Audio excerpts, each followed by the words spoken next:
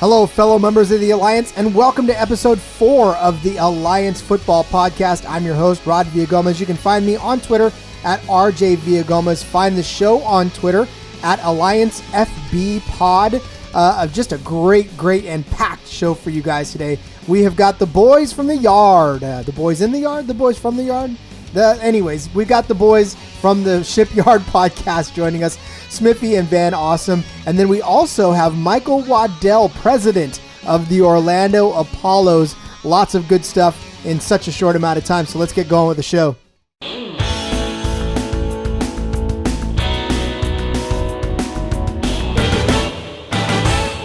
So you say you're new to the AAF and you are looking for information on all the teams and or the league.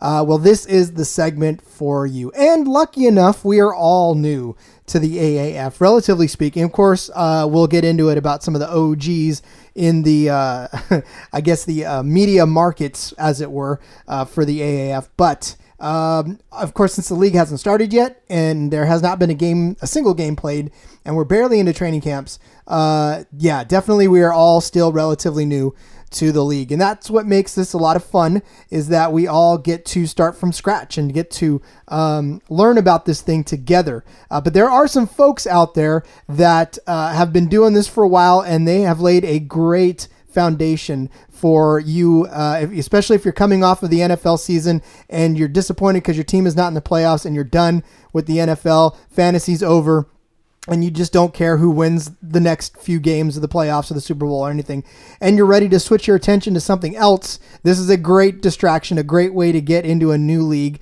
and you got nothing but time on your hands. You got about a month to get ready for the first game, which means that you got a lot of time to binge all of what we're about to talk about here in this coming segment. But if you are looking for information about this league, there's plenty of it out here, and there's so many great podcasts that we're about to go over and blogs that we're about to introduce you to, that you can find so much information on the league, and you'll feel like you already know what's going on by the time the first game is set to start in February. So I'm just going to break it down team by team, and we're going to go. There actually are some teams, and we'll get there, that don't have any sort of podcast or blog yet. So if you are in the area and you are ready to start your own blog and or podcast, and look, if I forgot somebody too, I'm sorry. My Google Foo skills are good, but sometimes they're not that great. So if I've left you out, please tweet at the show. It is Alliance Football FB Pod, or I'm sorry, Alliance FB Pod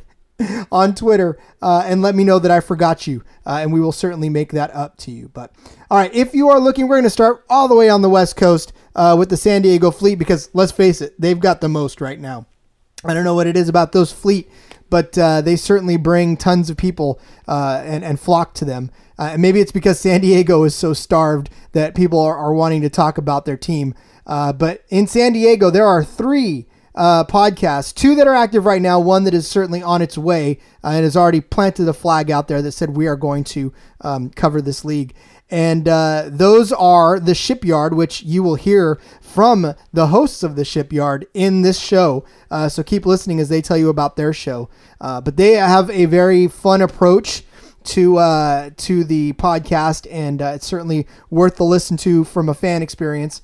If you're looking for more of that. But again, all of these podcasts I suggest you listen to, because by and large, you're going to learn so much about this league, like I said, before it even gets started, that it'll make watching this first game and the first weekend a lot more fun for you, since you're going to know what's going on and you're not learning everything from scratch. So give the boys on the Shipyard a listen. Follow closely by Fleet Speak. They are actually a podcast about the San Diego Fleet, based in Portland, Oregon. So they've got some miles in between them, but they are still nonetheless San Diego Fleet fans. And they do a lot of hard-hitting analysis. They've got a lot of good stuff. If you're really into the really analytical part of sports, they have got you covered, and they will certainly be that hard-hitting all season long. I'm sure they'll break down all the X's and O's for you, and all of the good stuff that comes with really a lot of analysis. So they are good for that. And then another one that is coming soon.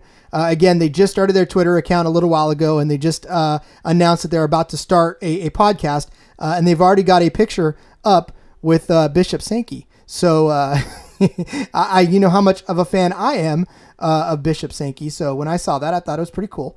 But they are the Central Fleet Podcast, and they are going to be, again, covering the San Diego fleet. So like I said, San Diego well represented in this fan-driven media market. So no shortage of information when it comes to the San Diego fleet. And if that is your fancy, please go and give all of them a follow on Twitter, and then you can find their shows from there. And again, it's just as easy as searching for the Shipyard, Fleet Speak, and Central Fleet Podcast. And they will all, like I said, they'll get you caught up on the San Diego fleet before you even get there. A hole in the map for Arizona. Although there may be something out there, and like I said, if I've forgotten you or if I've overlooked you, if you're out there and you're covering the Arizona Hot Shots and I didn't mention you, please feel free to tweet the show and let me know that I left you out and that you are representing the Arizona Hot Shots, because so far, and I know I've seen this a lot, in that there's a lot of folks that have kept saying, well, I'm going to wait till the season starts, or I'm going to wait until we actually get going with football because there's not a lot to talk about. And you know what? You're right. But here's the thing. If you take the example of the Shipyard and Fleet Speak and some of the ones that we're going to talk about next, and just start getting the word out there, who knows what can happen with your show. It doesn't have to be that football needs to be going for there to be stuff to talk about. There's season ticket drives. There's entire sections that can be named after your show.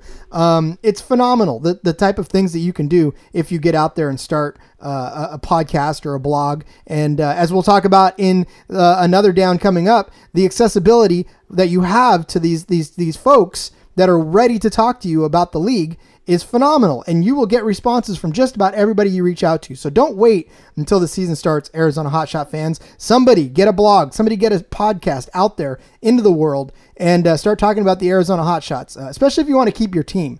I feel like these fan bases that have several of them have really good starts, and I think their teams are going to feel that and do well. But if you're ignoring your team, stop. Get it out there. No one cares about how amazingly polished it is right now. We just want content, and people just want content. So bring it on, Hot Shots fans. Same to you, Salt Lake Stallion fans. I have not seen anything out there as far as Salt Lake podcasts. So, but if you have one, again, reach out. But if you don't, get started. If you are a man or a woman with a microphone and you love your city and you're excited about your team, let other people know. Because believe me, more people than you think care that the Salt Lake Stallions exist, and you could be that person to fill that void. Another team with a pretty decent, solid base is the San Antonio Commanders. They have the Command Post, which is a podcast, and then it is also there's blogs pertaining to that, and they also have the War Room podcast. So the Command Post and the Shipyard have a little bit of a thing going right now. So, if you fancy yourself a little Twitter war, peep that over there, because that is a lot of fun to sit back and watch from the sidelines. Don't get involved unless you got a really, strong left hook, because these guys bring it every time. So again, for the Commanders, go look for the Command Post, their podcast, and of course the War Room as well, both quality podcasts that talk about the San Antonio Commanders. And then we move on to the Memphis Express, who have the sole podcast, Memphis AAF. And of course, we talked to them a couple weeks ago, and we all know about Michelle and Dan and how great they are and how amazing their show has been. They are the OGs. I believe they were the first to ever have some sort of an AAF podcast going. And they were the ones to start pretty much the whole revolution in podcasting. So you got to tip your cap to them, because if I wouldn't have found them, I may not have started a podcast, because I listened to their first couple episodes and thought, you know what, this is amazing. I really am excited now to start this podcast, because there's a buzz and there's a hunger, And these guys are brilliant, and it's fun to listen to. So give the Memphis AAF a listen. Now, listen, if you're going to binge them, you might want to settle in for a while. You might want to pick a weekend where you have absolutely nothing to do and sit there and binge their episodes, because they've got quite a few, and they're all great and chock full of information. So yeah, you definitely want to settle in for that. Get yourself a nice cup of hot cocoa, bundle up against the fire, and get set for some quality content. Birmingham Iron is missing in action. There's really nothing out there for the Birmingham Iron. So much like the Stallions and the Hot Shots, Iron fans, you need to get off of the heat and get into some podcasting, because we need some Birmingham Iron content. The Apollos, they have Apollo's Arrow, which is a blog, and then the subsequent podcast from that blog, which is called The Quiver. So if you go to iTunes or Apple Podcasts or Google Podcasts or any place like that, just look for The Quiver, and it'd be the Apollo Arrows podcast.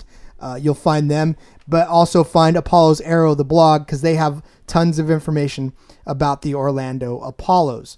Then there's the Atlanta Legends, who are crickets right now. I've seen some talk here and there about the Legends, some fans wanting to start a Legends podcast. So we'll see if anybody actually decides they want to start doing that. There's also tons of other blogs and the like out there that are covering the entire league. So one that comes to mind is Anthony Sigismund, and I'm sorry if I mispronounced your name, Anthony. Tell me what it's correctly pronounced as, and we'll get it fixed. But again, Anthony Sigismund, and you can follow him at _SIGI.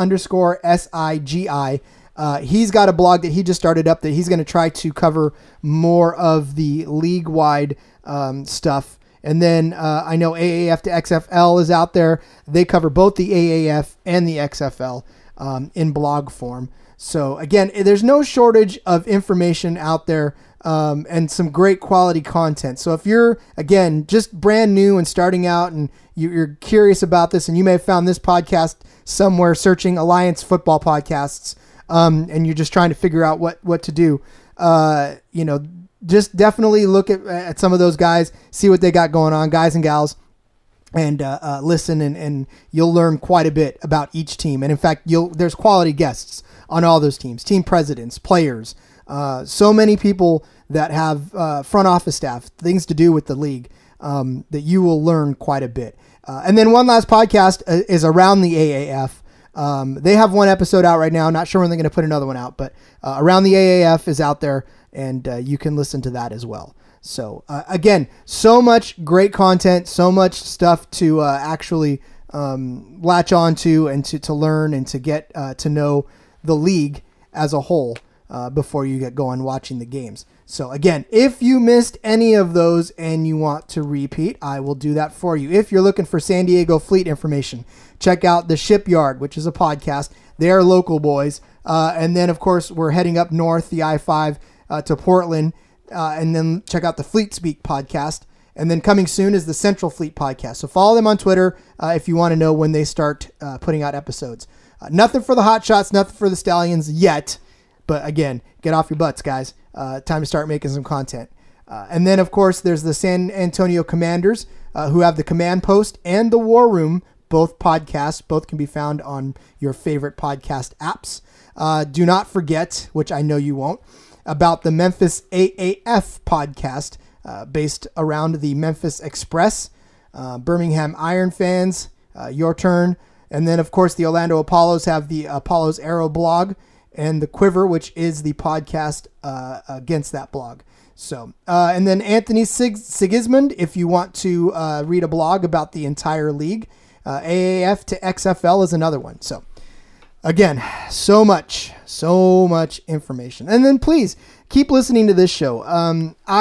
Like I said before, started this show because I absolutely love football. I adore the game. I'm so happy that this league is filling the void between the end of the NFL season and the beginning of the CFL season, because I have 10 weeks of football to pay attention to, so it's not a long and lonely off season like it could be between the end of the NFL in February and the beginning of the CFL in June.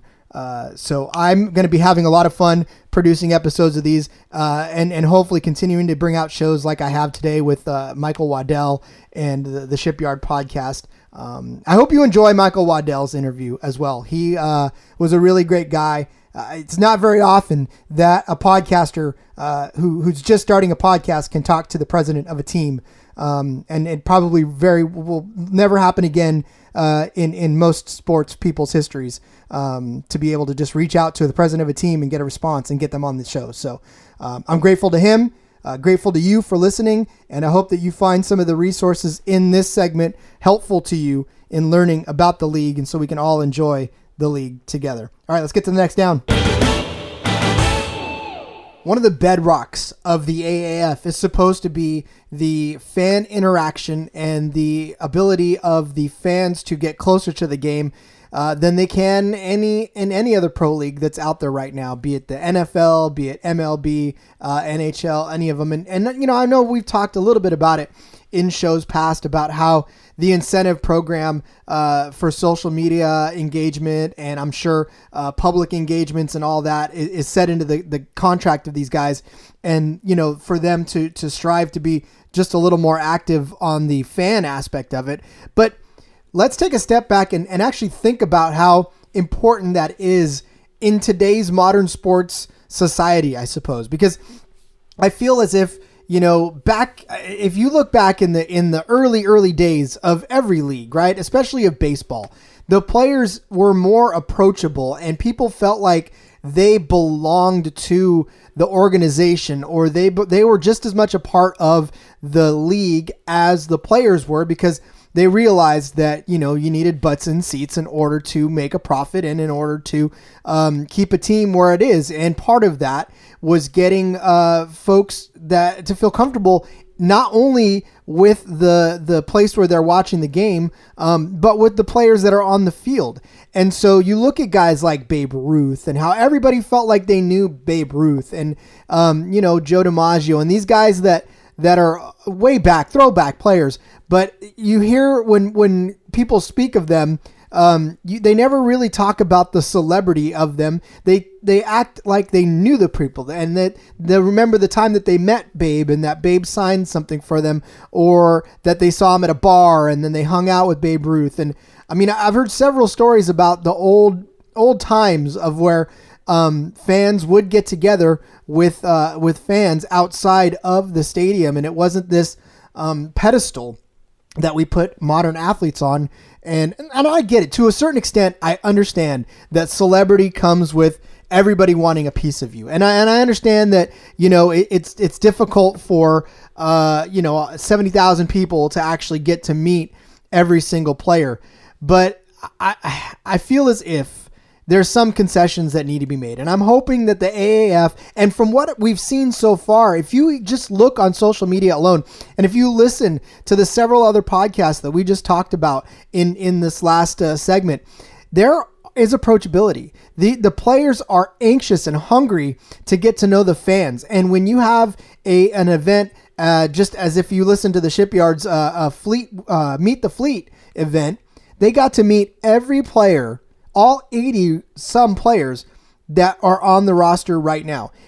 That is phenomenal. And I don't think that happens in any other professional sport out there. So, albeit you may not have gotten to spend a lot of time with them and hung out with them, but the fact that you were able to see that person, meet that person, say hello to that person is already far and away better than any experience you can have as an NFL fan. Because while NFL does their meet and greets, it's one or two players at a time. It's usually at a packed bar or someplace that it's difficult to get even into, let alone wait for several hours to actually get one maybe photograph, maybe an autograph, and then get shooed off.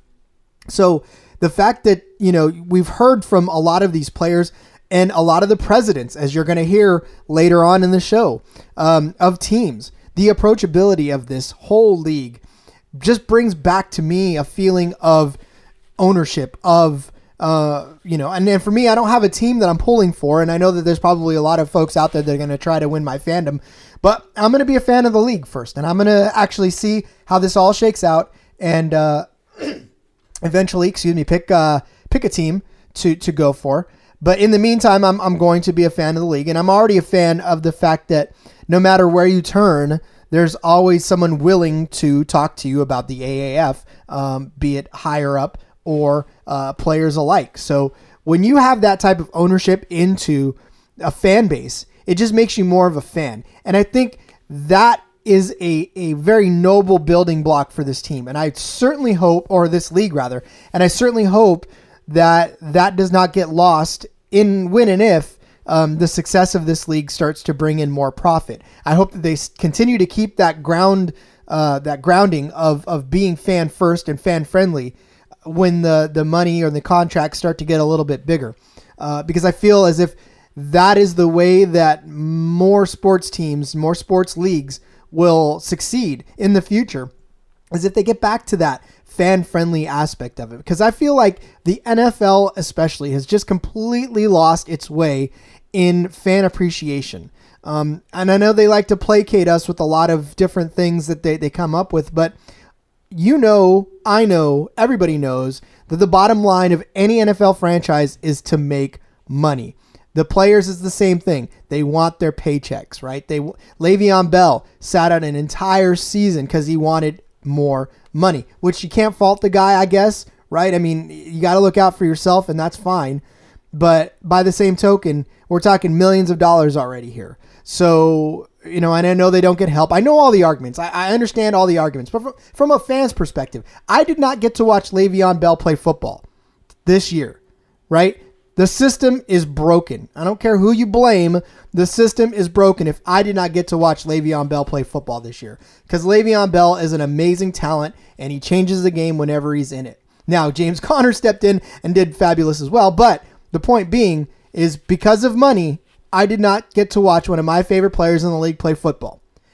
I certainly hope that this new approach that the AAF is taking to the way we watch football stays the way it does. And I hope it works the way it's supposed to in the 10 games that they're going to go forth this season. Because I don't want to have a favorite player in the league only to watch him sit out and not play an entire season, not play a snap because of a contract dispute. Because to me, that means that money is the bottom line of the entire league and not me getting to watch football and to enjoy the game that I love with the players that I love.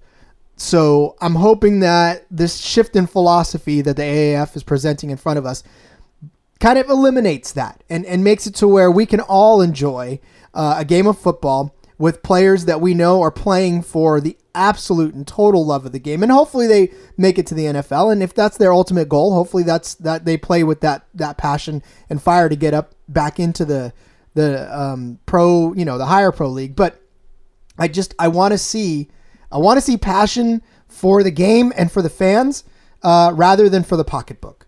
So, let the NFL have the soaring profits and the folks that are out there for the bottom line.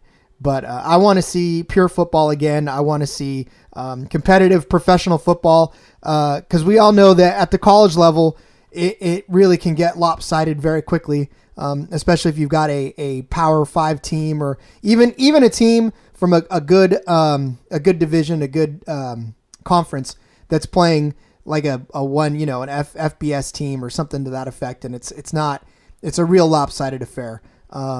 Those aren't always fun, but I would hope that with the level of play that the AAF is boasting, we can get that level of play, and we can get it again at a way that we feel connected to it. And I think if you go back and listen, because they're our guests, I'm going to harp back on them. But if you go back and listen to the interview that's coming up with the Shipyard, pay special attention to what they say about their experience with the brass and with the actual organization itself, and how the fleet have actually really embraced them. And then, go back and listen, if you haven't already, to the Memphis AAF podcast, because they've had so much success incorporating themselves into the fabric of the Memphis Express, that they now, basically know everybody in that organization. They know the president. The president has been a quick, brief guest on the show. And then, they've had their season ticket holder rep and several folks on that show already talking about the team. So when you have that type of access, as a fan, because I feel as if this is any fan at this point now can kind of grab a hold of what's going on here and actually, make themselves part of the beginning of this and getting in on the ground floor. And so it's an amazing opportunity for fans to take back the game that they love and to take back football and to take back their Saturdays and their Sundays, right? And watch a product that we know is not being churned out solely for the purposes of making the owners richer. Now listen, I'm not naive. I understand that this thing is they want it to turn a profit. I understand that no one wants to have a product that loses money, but I'd like to hope, as the eternal optimist that I am, that the Aebersol, combo is not necessarily really focused on this being a multi-billion-dollar industry like the NFL. And I hope that he's happy enough and grounded in the fact that he's giving players a chance right now to sort of see past profit margins and the viability of it financially, and just understand that if he puts the product out there the way that he's pitching it right now, that the money will come. The money will come, but then once that money comes, I'm hoping that he stays true to his philosophy and makes, makes this a fan-friendly league from top to bottom. So there's a lot to be hopeful for. There's a lot to really look forward to when you talk about coming up in February, watching this league and watching the steps that it takes in trying to turn this into a really fun league for us to watch. And then, of course, the byproduct being folks getting to go play in the NFL because of it, which I think if that happens, and we already saw it with Josh Johnson and Gilbert, who are with the Redskins and the Panthers. Of course, the Panthers cut Gilbert, but you see them coming up already, and that means that it's already succeeding, albeit, we haven't played it down yet, but the fact that we can see players that are designated for the AAF still can play at the NFL level. And so when we start to see that happen, that'll be a lot of fun to keep an eye on. But listen, again, what fan engagement it means to this league is it means that you have an opportunity, you have a golden opportunity right now to make your mark on this league. Pick a team. If you, whatever geographical region you're in, right? If you're in California and you want to go for the Fleet, or if you're in Northern California, you want to go for Salt Lake because it's kind of closer. If you close your eyes and throw a dart. But yeah, it's not really closer, but if you don't want to go for a Southern California team, I understand it. No offense to the Fleet. But again, you have an opportunity right now to actually interact with these folks, because right now, there's a lot of attention, but not a lot of attention at the same time, if that makes any sense whatsoever. But now is the perfect time for you to get in there. And if you want to feel like you're a part of an organization, now is your chance, because you can ride this ride along with whatever team you pick. Because you have so much access to so many people right now that are dying to tell you about the AAF, that you'll find it amazing, that you can tweet to a player, tweet to a president, tweet to anybody right now at this point and get a response, right? And it's that simple, right? So if you want to feel like you're a part of the league, and you don't even have to have a podcast or a blog or anything like that. If you just want to have extra reason to root on a Saturday or a Sunday, for these folks, because I have a feeling that if you start tweeting to these guys, at least the first couple of weeks of the season, hey, good game, loved what you did, all of a sudden you're going to get responses back. Where if you did that to any one of your favorite players, right? Let's say you probably tweeted at Derrick Henry because he won you a fantasy championship. Well, that's not going to get a response because Derrick Henry gets 100,000 of those, if not 1 million of them, every Sunday. So you have an opportunity now to break through in an area where there's not a lot of people yet. So I highly encourage you to go out there and to support this league, even if you're not in an area where there's a team, because again, there's only 8 of them. But watch the league and enjoy all the games, right? And if you want to watch a league where you don't have rooting interest and you just want to watch pure football, this is a perfect opportunity for you too, right? Most people have an NFL team right now, and they're stuck with them, and they've always been with them, and they'll never leave them, right? But now's a chance for you to actually watch a league where you have no rooting interest save football, and you get to watch football and not get stressed out over your team losing. So I think this is a golden opportunity for you to latch on as well. So fan engagement, huge, and I hope it continues to stay that way. I hope the focus continues to stay that way, and I hope we get to watch AAF football for a very, very long time. And I'd like to keep this podcast going for just about as long. So, all right, that's enough for this down. Let us get to halftime.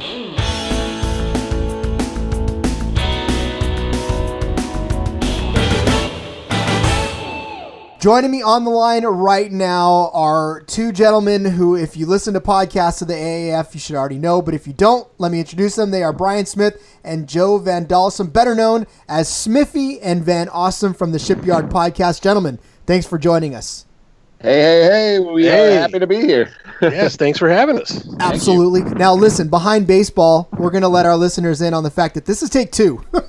It is. We're very familiar with each other now. It should be probably some of the best podcasting you'll ever hear in your life. So I'm ready. All right. All right. So you guys, like I said before, you are the hosts of the Shipyard podcast, which is a podcast dedicated to the San Diego fleet. And you got a great show. And I hope that everybody goes right now. Well, not maybe right now. Wait at least till you're done with this episode. But go check out the Shipyard podcast. But how'd you gents get started with this? This doesn't seem like your first podcast. If you listen to the episode 1, you guys seem pretty familiar with each other and having fun right off the bat. So where'd you start and where'd you start podcasting in general? Sure. Well, I'll take that one, I guess. We used to work together and always had kind of a similar sense of humor. And we thought, why don't we get together and try our hand at a podcast just for no other reason that we wanted to try it. And it was the quality was terrible, but the content I think was pretty funny. So it was literally just us, Smiffy and I, huddled around a blue snowball microphone. It's like the worst way you could possibly be podcasting. And but we ultimately decided it was pretty funny, but there was just nothing. There was no traction. There was no real topic that we were talking about. So it kind of faded off into obscurity, and then we gave it up. Yeah. And so when we heard that the fleet were coming to town, of course we were pretty affected by the Chargers, or the C words as we'll forthwith refer to them, leaving San Diego, and kind of from a selfish perspective, we looked at this new team and we thought, we would love to see San Diego come, get a football team again. So let's explore this. Let's see what it is. And we know we've been wanting to do a podcast. So let's do it and record the journey, so to speak. So literally that's what the Shipyard's been, is us discovering the San Diego fleet, the alliance, everything about it, and then just figuring out that we're becoming super fans and wanting to spread the word as much as humanly possible. So yeah, and you guys are one of, now it's seeming like a trillion fleet podcasts. You guys started it out and everybody jumped on board. Well, I know that actually on board's the express. Jumped on we ship? Can be on board. Yeah, well, we are at least one of the top 3 fleet-based podcasts, but I will say we are the top San Diego-based fleet podcast. We are the local guys, so that element has been a lot of fun because we've had a lot of greater interaction with the team, with the players. way beyond what I think we ever expected to happen. Brian, I think you would agree with that. Yeah, that part's been absolutely amazing. Just how open and welcoming they've been to us. And it really shows that they definitely want to try to make an impact on the community here in San Diego. Yeah, because we're just fans, we're just two guys who were fans and started talking about it, and they've really, it seems like, bent over backward to kind of help us out and facilitate what we're trying to do. And I think that just shows their commitment, like Smiffy said, to the community. So. Yeah, and that leads me to the question that I was going to ask you guys too, is that, you're not professional journalists, right? And I put that in air quotes because everybody can see that. But, what kind of access has the team allowed you to have? And was it hard for you to get interviews and the like? Yeah, no, well, we've kind of embraced the non-professional element of it. I think we lead off a lot of shows, reiterating that fact. But no, we, surprisingly, we got to know Jeff. He's the one that reached out to us initially. Jeff Gardner. He El found Presidente. the podcast. El Presidente. Jeff Gardner of the Fleet. He caught wind of what we were doing. I think we were about 2 or 3 episodes in, and he was like, "Hey, love what you guys are doing. I think it's really funny and good for the team, and we'd love to have you guys come into the offices and just." Have a quick meet and greet, show you guys around, say hello. And that's really how it started. And from there, we've just maintained a good, just friendly relationship where I think, we're just, our main goal is trying to grow the fandom, grow the excitement in San Diego, and they're helping us out. So we appreciate it. And so you guys have a section that you are now deeming as your own and part of the fandom. What's that all about? Yeah, Smith, you want to take that one? Yeah, that's it's there at the old Qualcomm Stadium. It's section F-19, which we came up with the Shipyard, surprisingly enough. And so the team just embraced that and basically I don't want to say promoted it, but they actually gave a promo code for people who buy season tickets that if you want to be in that Shipyard a la Black Hole, but a bit more family friendly type atmosphere. But yeah, it's just been amazing. Like, they're totally okay with us. Like, if we want to put signs out there and really just make it all about that fan experience in the end zone. Yeah, they're really encouraging of allowing not just us either, other groups, embracing sections and creating, the culture as a fan experience. So they've really embraced us and said, okay, F-19, that's yours. It's the Shipyard. Have at it. Here's a promo code. Fill it up for us. And so that's what we've been trying to do. Yeah, it's been a lot of fun. How cool. You can't get that in the NFL. No one from the NFL is going to roll over that much for you. And yet here you guys are, a couple of guys that just started a podcast, and you're part of the culture already. That's mind-blowing, actually, because, as you said, most NFL teams, they're going to keep their fans at a very long arm's distance. And so this, getting on the ground floor, matter of fact, David Bowling, he's from Cleveland, so he was part of that whole thing that started the Dog Pound way back when. So he's part of that. He's part of the fleet itself. So he knows. He's been there. He's done it, and and he's done some mentoring as well for us. Yeah, David's been really cool, helping us out and talking with us a lot. He's our season ticket rep, but he's just all kind of involved in all things fan experience, and he's been a really good advocate as far as spreading the word of the fleet, and it's kind of leading the charge, so to speak. We've been trying to help get local bars, restaurants on board with backing the fleet, just trying to spread the word, things along those lines.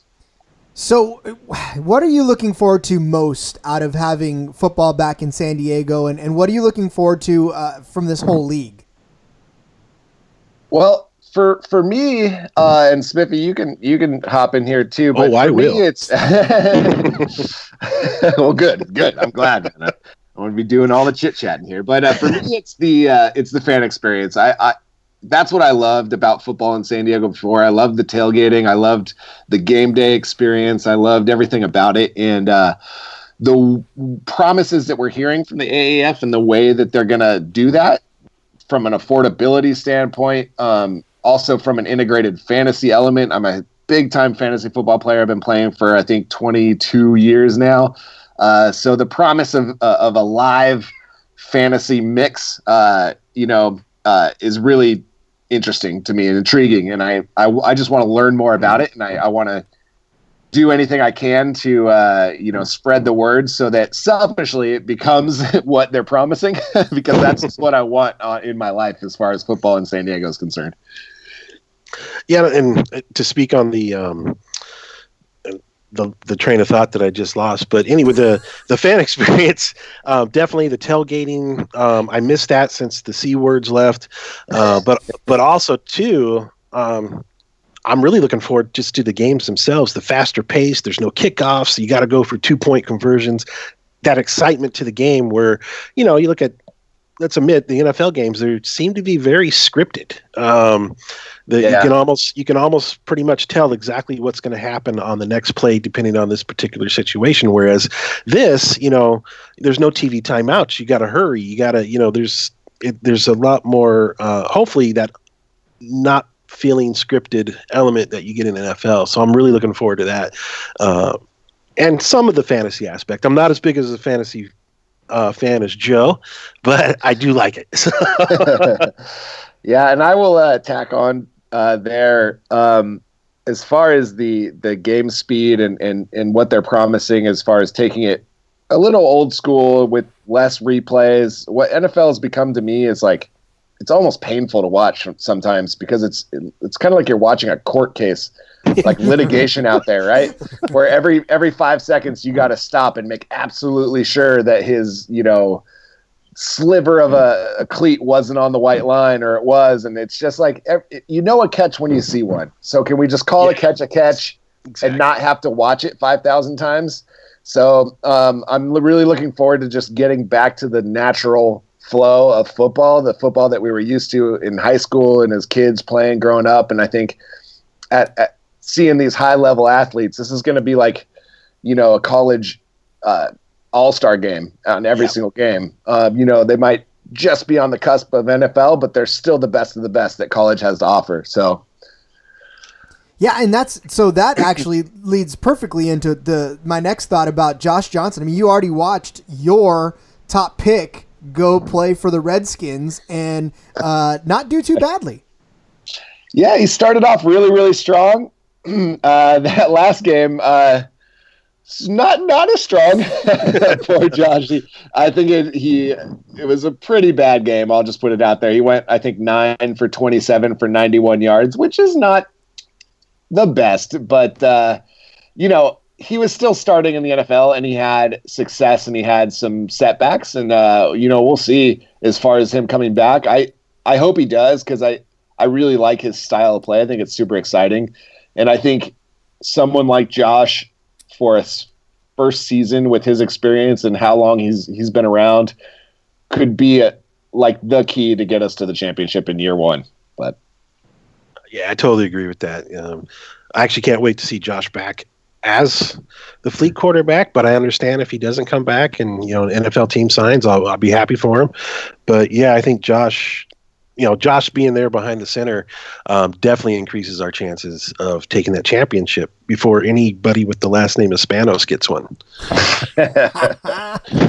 Hey, fun fact: the Alex Spanos is actually from my hometown of Stockton. Yes. There's a giant building in his name as I drive down the freeway every day. So, yeah, I see Spanos a lot.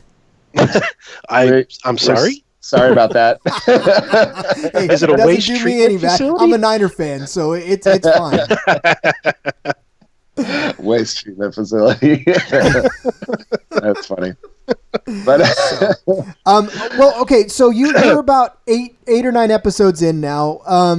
How much fun has it been to explore this and to actually be and now that you're starting to see all of these other podcasts, and not just Fleet podcasts, but podcasts in general pop up, how much fun has this been for you so far?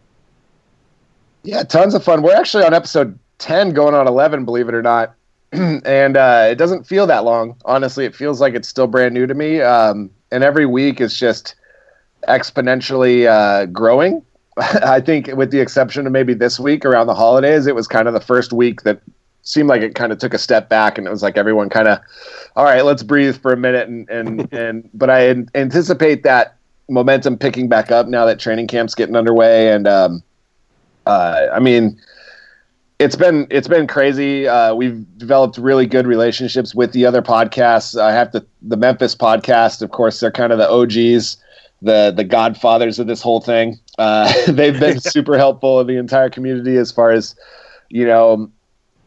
spreading the word. And I think everyone, for the most part, even the ones that we're, I'd say, rival or butt heads with, still support each other. And we do it in a way that's all good-natured. And, we want to see everyone succeed because we want to see the league succeed, and we want to see these fan bases grow. So everyone's been really cool about, just trying to pump everyone up and bring everyone up to the same level. Even if there's more than one Fleet podcast, we love the Fleet Speak guys. They're really strong where we're maybe not as strong. We're all about the fan experience and the local community element, and they're very analytical, breaking all the players down. And so I feel like our two shows really complement each other. Like there's no real reason why you would listen to one instead of the other when you could just listen to both and get the most of both worlds there. So yeah, I agree with Joe. I think the various Fleet podcasts themselves, I think the more the better, to a degree. Obviously there's going to be a saturation point, but that just increases the visibility of the league, and to me that's a win-win.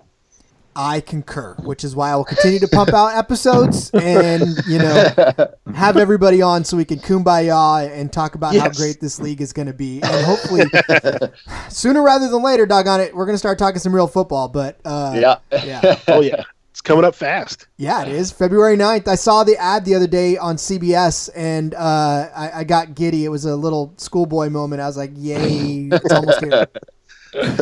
So, all right, gentlemen. Well, we'll go ahead and wrap it up, but I want you to give everybody the opportunity to find you on the interwebs. So go ahead and make your pitch for the Shipyard. Sure. Well, you can always find us at theshipyardsd.com. If you read it differently, it's theshipyardsd.com, but that's the the non-family friendly version. No, just kidding. It's theshipyardsd.com, and or you can find us on Twitter, Instagram, theshipyard.aaf on Instagram, and theshipyard.sd on Twitter. Just look for the Shipyard. You'll find us. We're on YouTube as well. Pretty much everywhere. Just search for the Shipyard. You'll come across us. You can't get away from us. It's hard. Sorry, folks. And I don't think anybody wants to.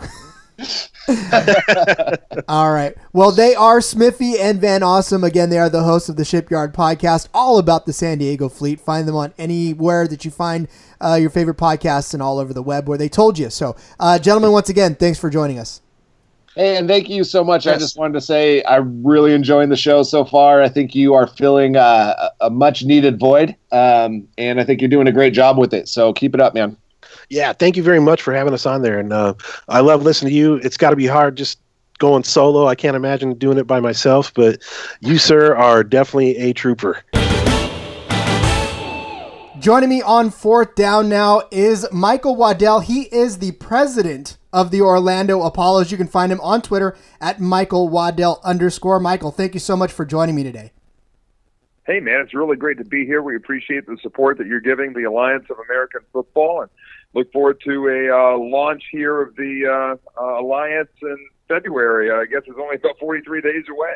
Yeah, and that really kind of leads into what I was going to ask you first is how exciting is it to be part of something so brand new and so fresh that nobody knows what's going on yet except for those on the inside? Well, I tell you one thing, it's really exciting. I mean, the one thing that you can tell about this league is that we have a strong, undeniable commitment to quality football.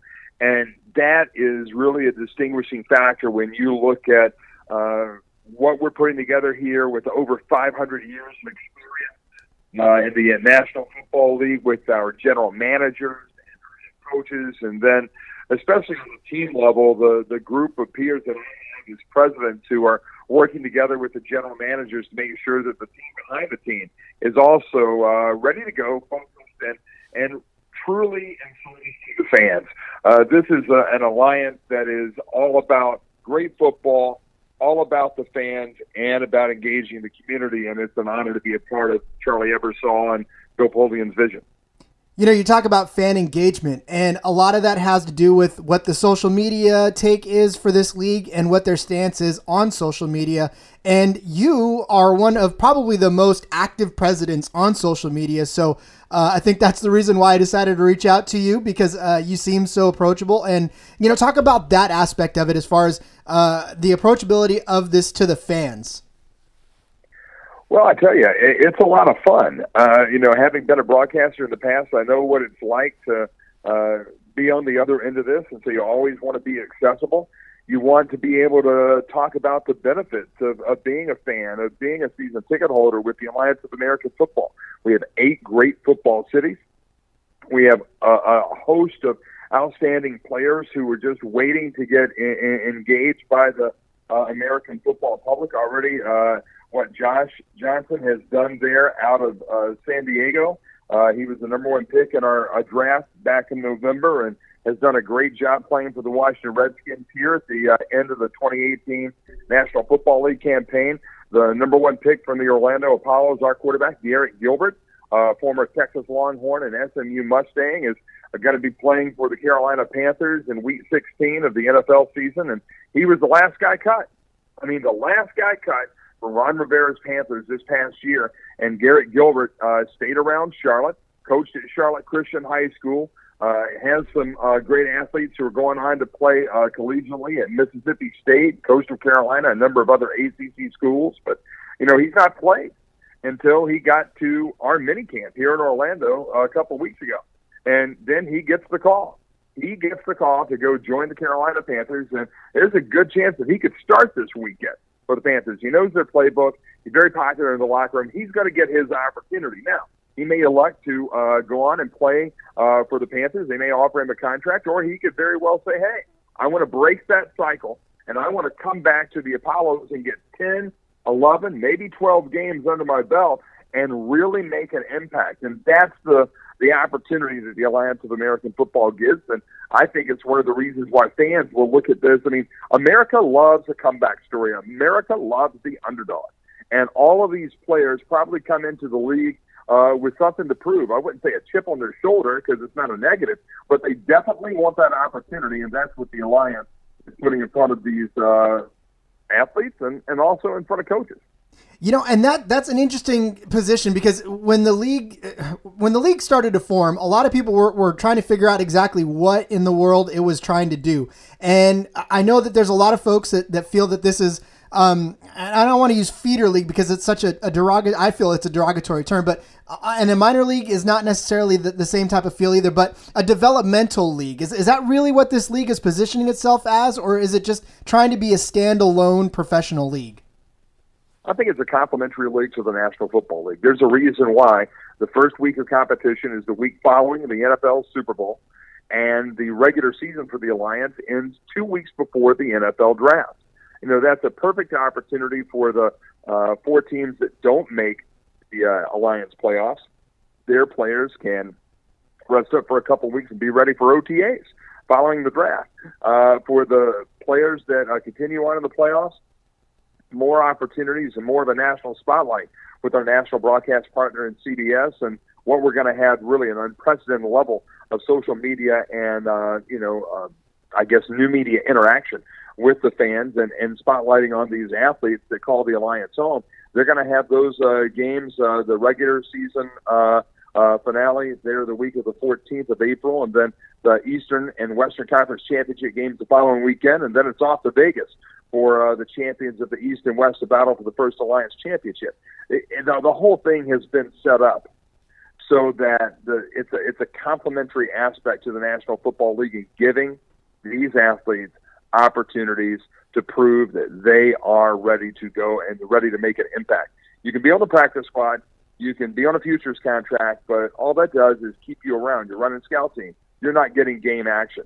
And the shelf life for a football player in the professional ranks is relatively short. It's not like baseball. It's not like the National Basketball Association. It's a physical, contact-driven sport, and you need to make the most out of the opportunities, and that's why this Alliance of American Football, starting here in 2019, is going to be an outstanding success. America loves its football, and this year in 2019, football doesn't end in February. Well, you know, and I've said it on past shows too. The level of talent in college, right, is phenomenal, and then the funnel going up to the pros, be it the NFL or even the CFL for that matter, is such a narrow tunnel that it's so hard for a lot of these talented athletes to find the field on one of those professional levels. So, I think in the past, spring leagues have tried so hard to do that, and unfortunately, I think that they came short because they tried to model after the NFL. And the AAF has an interesting take on this, and where the teams are owned by the league. How has that dynamic set itself apart from any other professional league out there? Well, it's a single entity league, and these had existed in pro sports before. The Alliance of American Football, obviously, is a brand new league. And there are a lot of things about this league that are going to be transformational when the technology is announced here in January and on through February. But when you can control cost and you can really work hard to ensure player safety and the welfare, you don't have any owners that are doing more or less. Everybody is committed to excellence across the board. These are 8 teams that are unified under the guise that you're going to take care of your athletes. You're going to make sure that safety is a premium. You're going to ensure that they have the greatest opportunity to prove themselves and to move forward. And if you have different ownerships, sometimes people are going to do a little bit more than less. That happens in every one, but this is really set up to be an alliance. Everybody is on the same team. We're all trying to beat each other. We're not sharing playbooks or anything like that. But at the end of the day, we're all going into this. It's kind of like what I would call it, maybe an analogy that would work is it's kind of like the old IROC races were in the racing world, where you put everybody in an equally prepared, I think it was a Chevy Camaro, I think it was, for many years. And they would go out on the track, and you had Indy drivers against stock car drivers, against Formula One drivers, against sprint drivers, and it was just a true skill of who could play the best. And that's not the best analogy, but it's the best one I can come up with here on the fly. Well, we'll get back to your racing past in a second, but I wanted to touch on what that means for players signing and the likes, because obviously you're not butting up against a salary cap, as it were, and as most sports fans are accustomed to. So what does that mean for you in team building and putting together the best rosters? Is it just based on the style of the coaches, or what does that mean?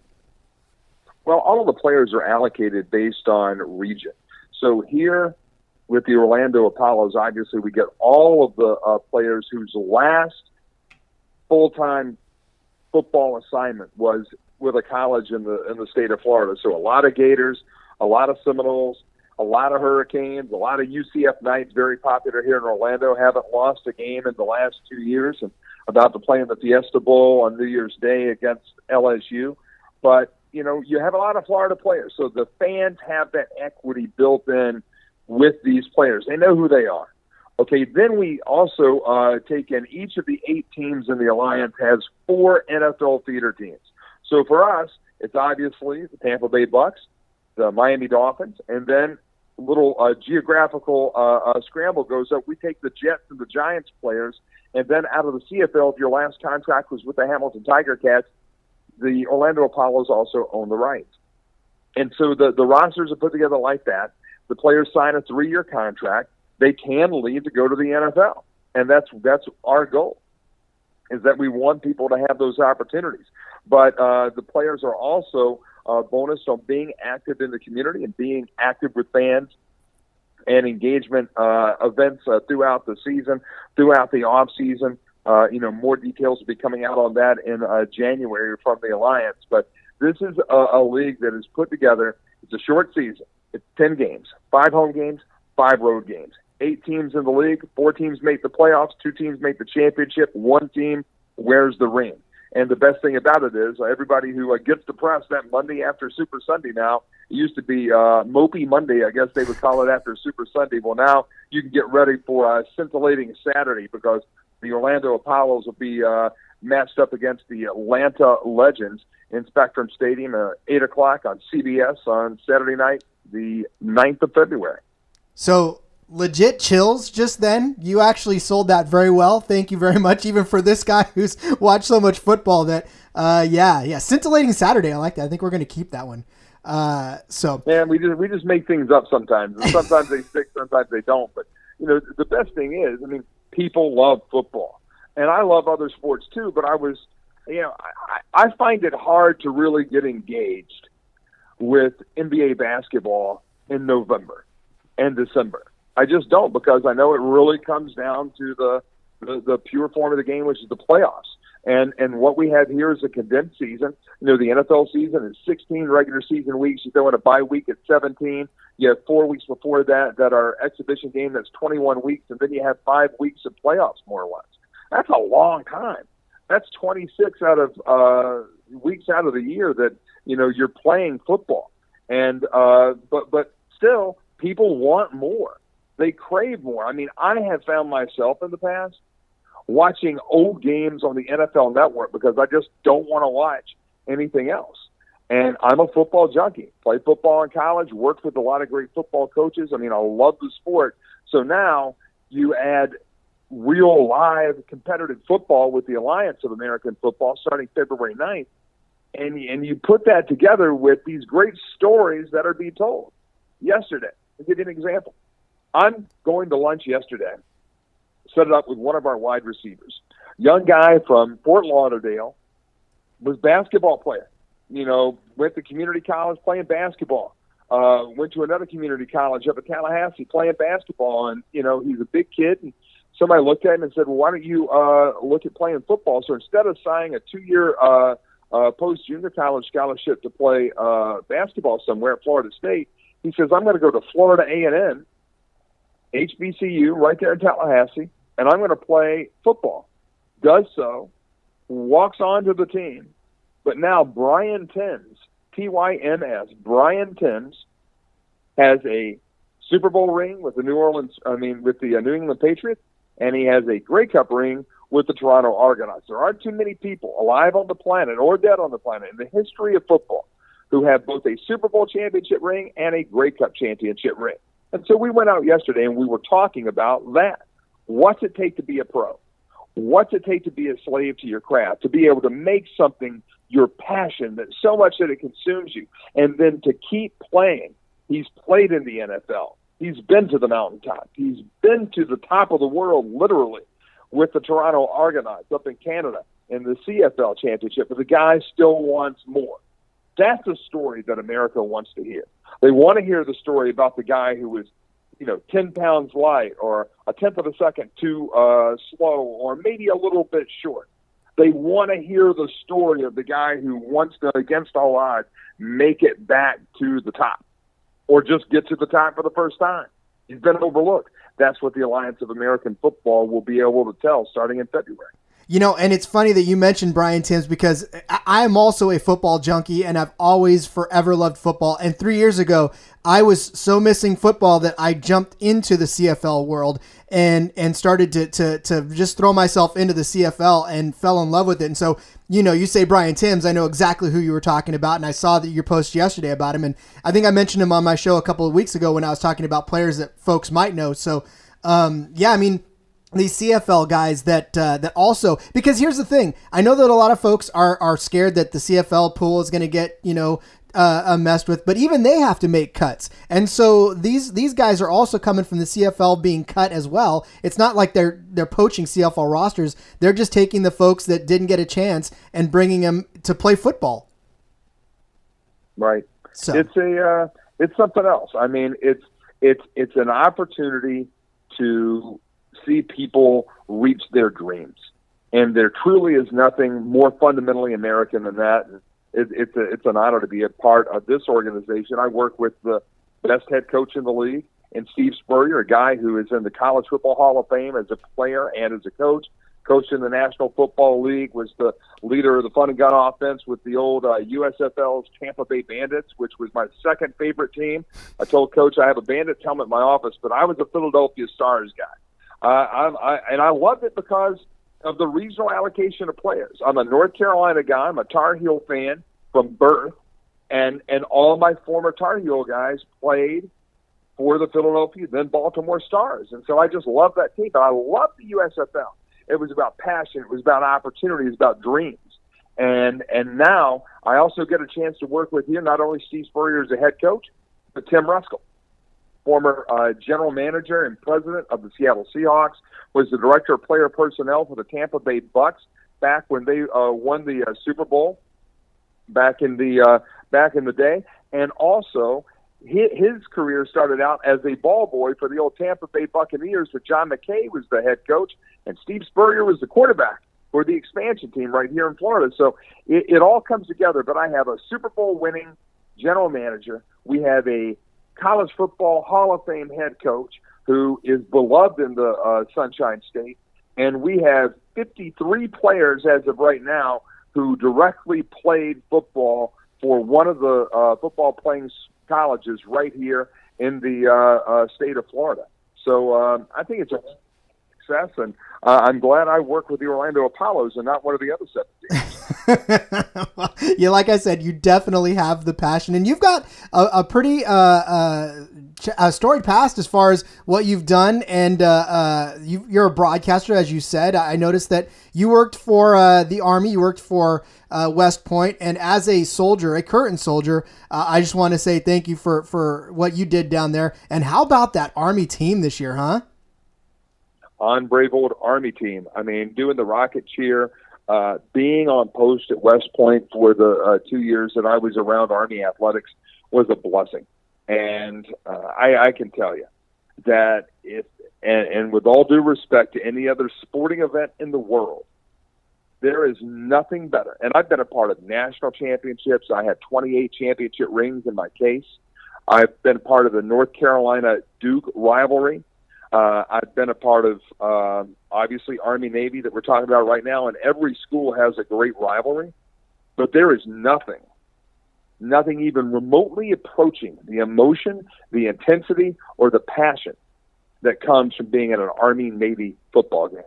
I mean, I can't say go Army without saying, of course, the reciprocal beat Navy. That is something that is in the ethos of every Army cadet.